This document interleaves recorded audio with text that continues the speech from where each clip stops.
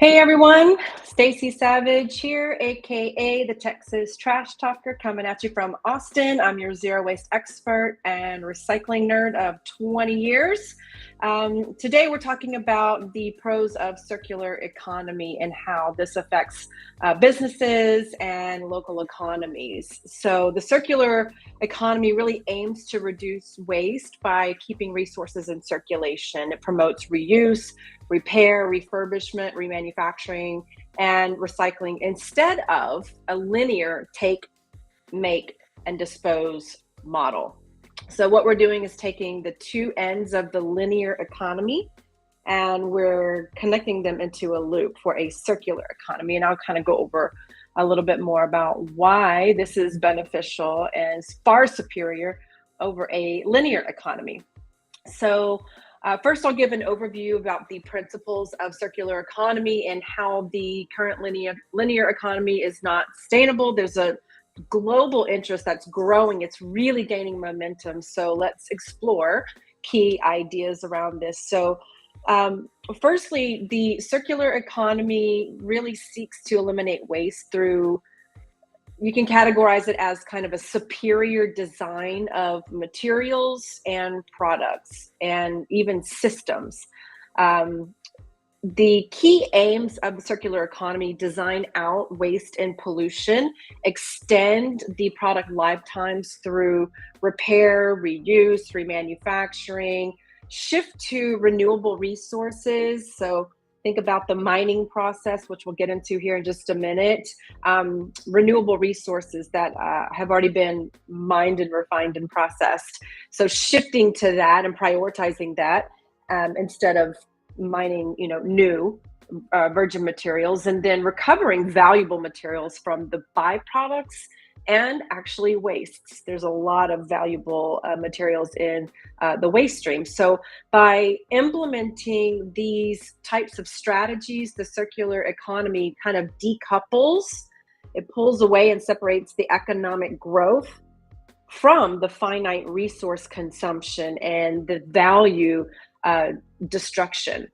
So some of the pros of circular economy, there are many benefits to transitioning to a more circular economic model.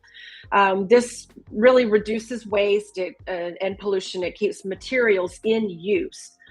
So whenever you think of a material at the end of life, that it has just it died, it crapped out, you gotta throw it away. There's a whole system that is designed to capture that and put it back into use within the circular economy.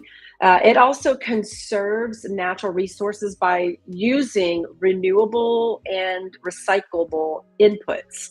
It boosts the economic growth by retaining value within the economy. It creates jobs in labor-intensive reuse, remanufacturing, and recycling. So we'll go over kind of the job outlook whenever it comes to the circular economy versus kind of what's happening in the current linear economy. And it also improves the supply chain, right? It causes resilience by localizing material looped systems. So it keeps the materials in a local capacity instead of, dumping your waste overseas in a country that barely has any environmental protections or work protections in place at all. And it really lowers the material costs by reducing the input needs. So for example, adopting circular principles could create millions of jobs globally in areas like remanufacturing and recycling. It also reduces the risks of from supply chain disruption by relying on less virgin raw materials being mined and refined, and it relies less on export, right? So whenever we talk about linear economy, what we're currently in, it's highly destructive. It is extraction based, and it leaves a wake of just a lot of inefficiency, unfortunately.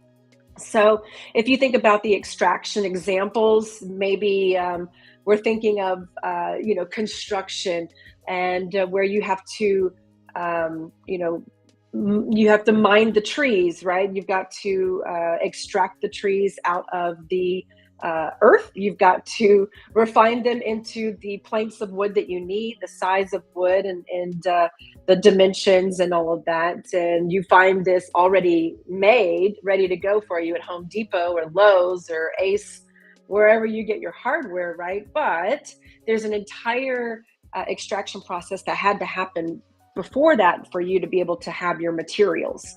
And so we think about this also in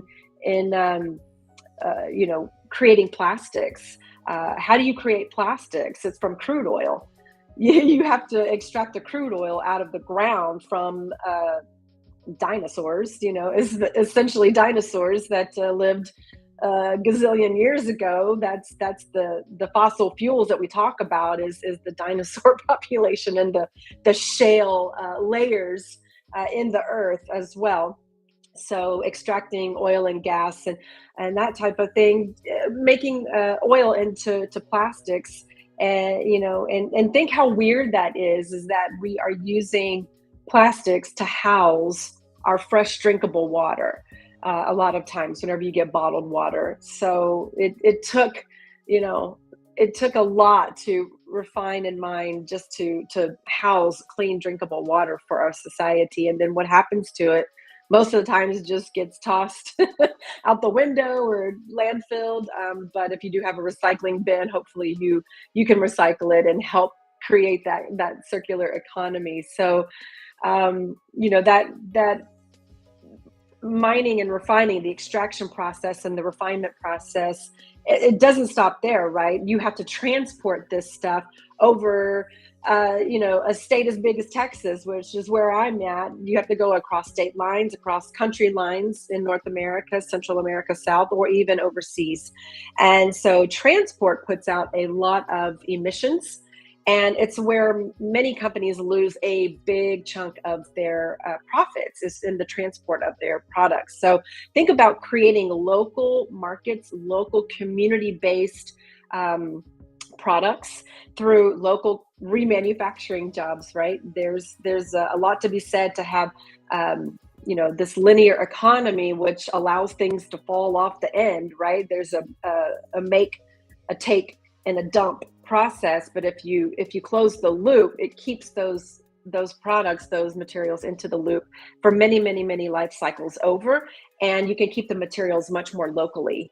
That also, comes into our perception that consumerism is a good thing, and consumerism is one thing on an individual level that you and I can really minimize in our daily lives. And we can also put pressure on the businesses where we buy our products to minimize their waste as well. So we have the voting power with our dollar, and we decide where we put that dollar in our economy. And we want to support companies that are supporting the local economy, right?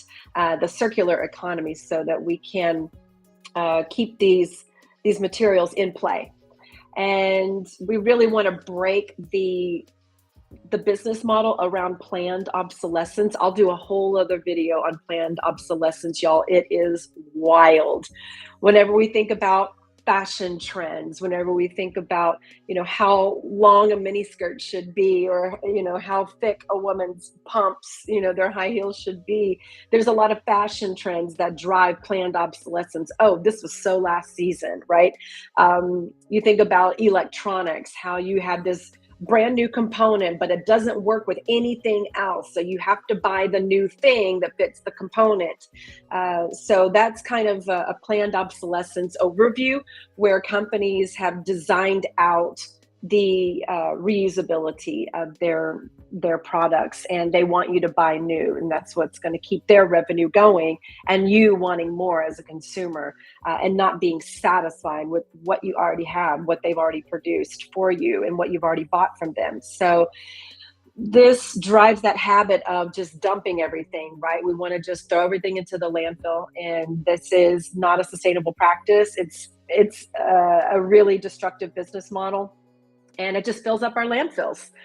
In Texas, I can speak from experience. We have almost 200 active landfills in our state, and we take in trash from other states as well that may not have enough landfill space.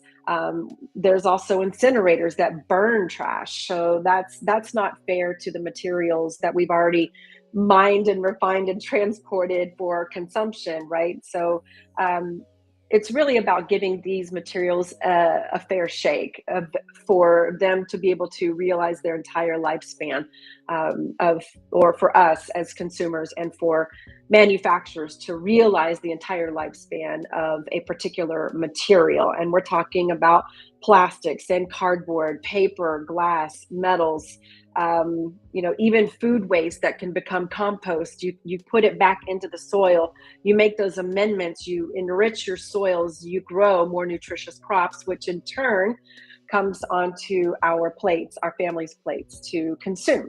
So right there, I just demonstrated a circular economy that is extremely hyper localized. So another couple of practices, putting circular economy principles into practice that are already being applied in many instances. So think about car batteries that are being reused for energy storage. Think about clothing collection bins that enable textile recycling and resale. Another great idea or concept is outdoor gear companies that offer repairs to extend their product life spans. So for me, I love my Chaco's sandals. That's Chaco's. This is not an endorsement or to put one company above the other, but Chaco's can take your shoes back, your sandals. They're really good for hiking and wet conditions as well. They're really good grip, but they'll take back and they'll re-sole your shoes instead of you having to just buy a new one. A lot of outdoor gear companies also understand the power of conservation because their entire business model and their entire branding is focused on protecting outdoors and you being protected in the outdoors as well. So they will offer repairs to like your sleeping bags and your tent. Maybe you've got a busted zipper on your tent or there's been a rip in your tent. They'll offer to repair these materials instead of you having to just go and buy new. So think about even at your local grocery store, bulk shopping dispensers where you can cut your single-use plastic. There's zero waste stores, zero waste event caterers, there's zero waste restaurants out there.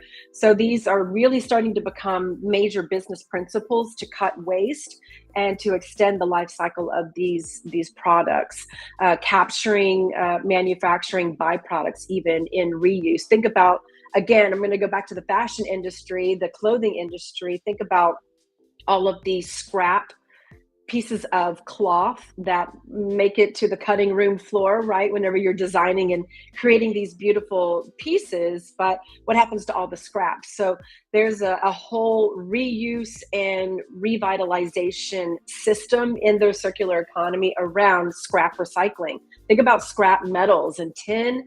Oh man, copper, aluminum, these are highly, highly valuable commodities on the materials market. So you would never want those to go to landfill, right? You would never want to incinerate those in an incinerator because they have kind of infinite lifespans, right? They have infinite life cycles, so you can keep reusing them.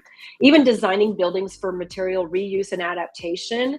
If you look at, I'm going to use this as an example because I lived in Austin for 20 years and the current city hall was redesigned and rebuilt using about 70% reclaimed materials from other building projects. And so it's also a LEED energy and water efficiency certified green building.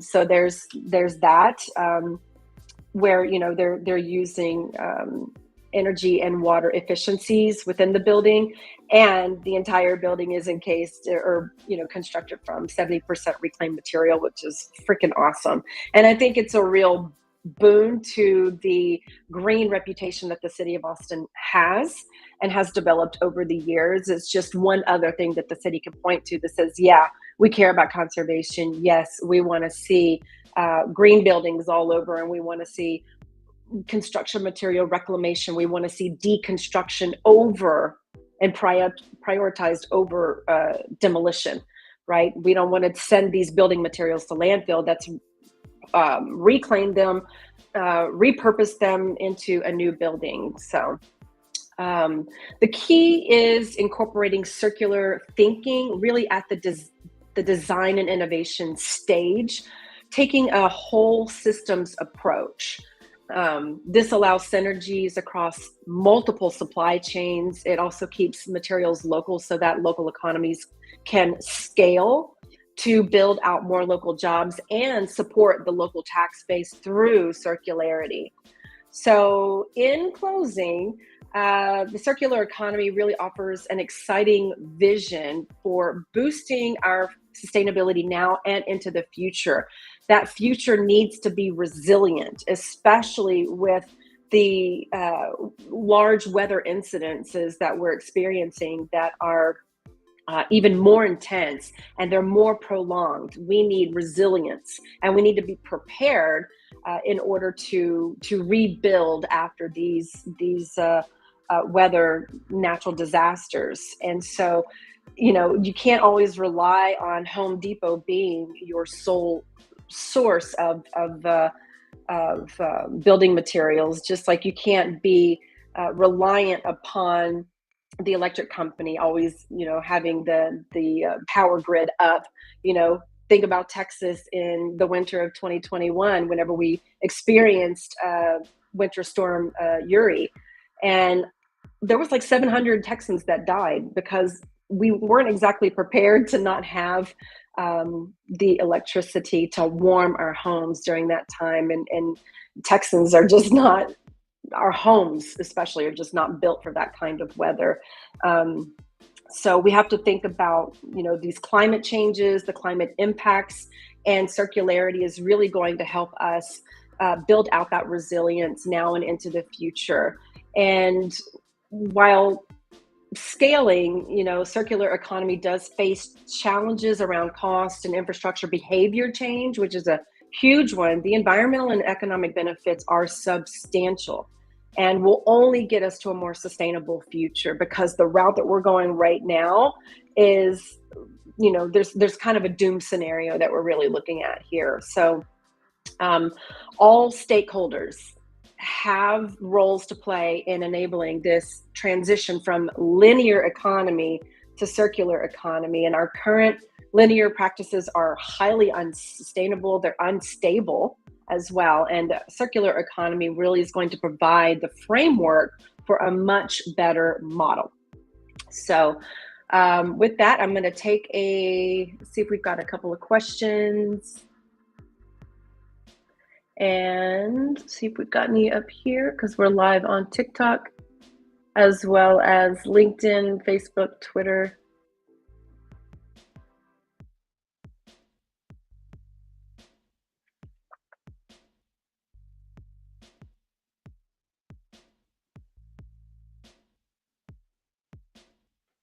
All right. So one thing that I think folks who are joining may be interested in is that I do want to offer our Cash for Trash Zero Waste Business Academy.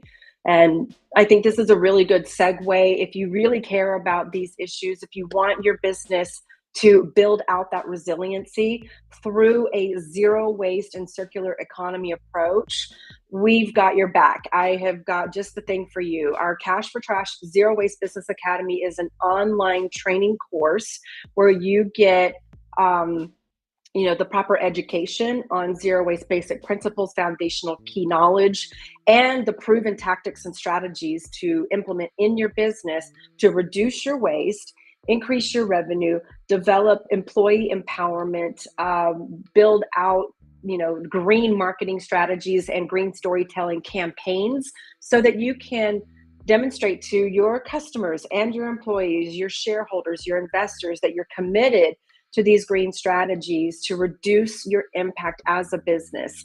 And you get, group coaching. We offer individual consultation with me personally.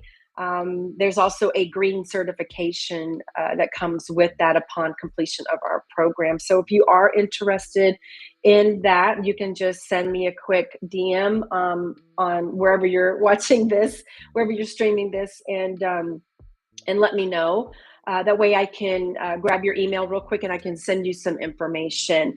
Now, I do have a freebie that if you've stuck around this long to the end of the recording here, if you've got any interest in our freebie, what this is a PDF download of these exact talking points. This can be used as leverage whenever you are talking to higher ups that need a little convincing whenever it comes to budget, as well as the cost benefits and economic benefits, environmental benefits of going with a zero waste and circular economy approach within the business and the output of the business as well.